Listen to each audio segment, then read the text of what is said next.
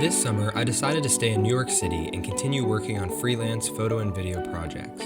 So for 3 months, I'm living in this corner apartment on the 22nd floor in downtown Brooklyn.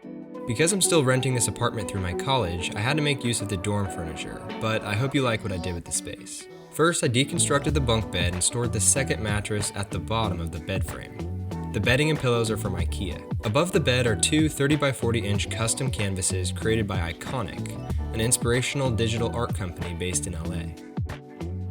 On the top shelf of this lamp from Target, I keep a MagSafe charger to charge my phone at night. In the other corner, I have a minimalist bookshelf from Target, and I decorated the walls with what I had lying around: 2 analog clocks and my basic hat collection.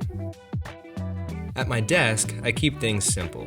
I store my MacBook Pro in clamshell mode in this metal stand from Amazon.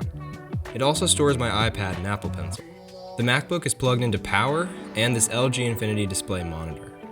I'm able to control the computer through the wireless Apple keyboard and trackpad.